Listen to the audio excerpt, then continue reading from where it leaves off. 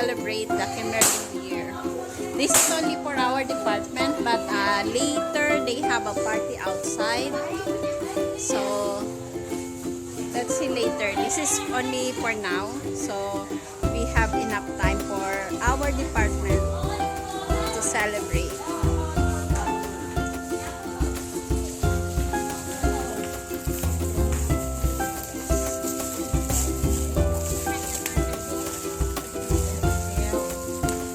Ani baby ah.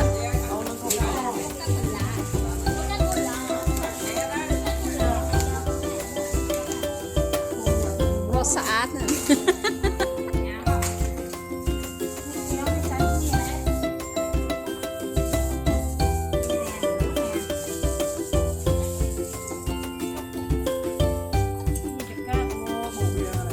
Không also buy ah. Alat.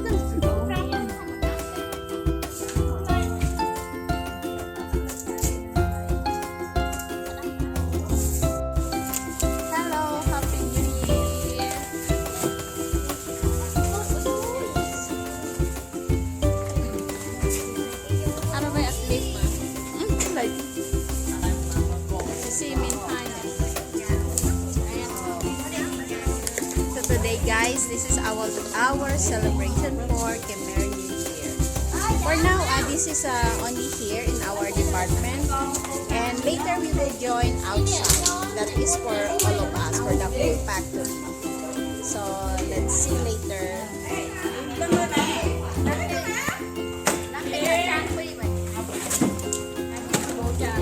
Guys, we have a lot of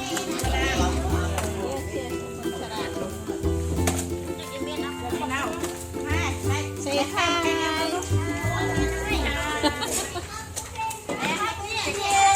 Yes, Happy New Year to all of us.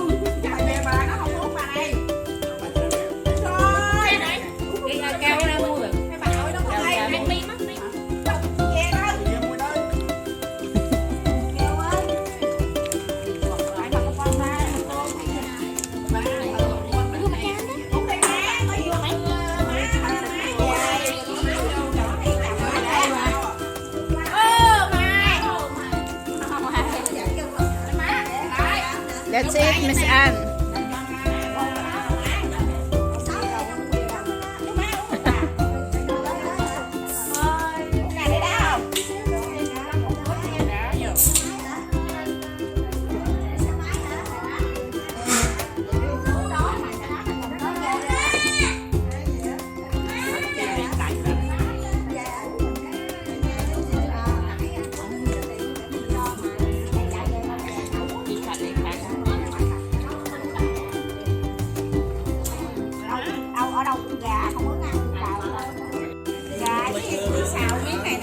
Miss Anne join us.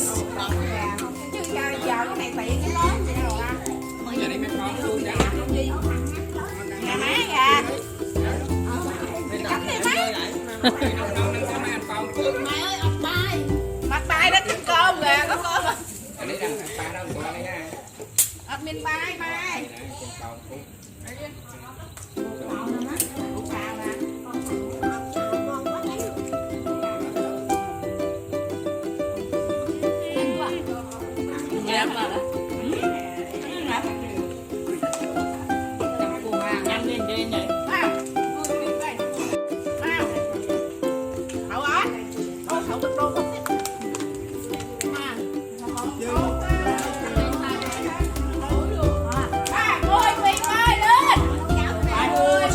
Bye.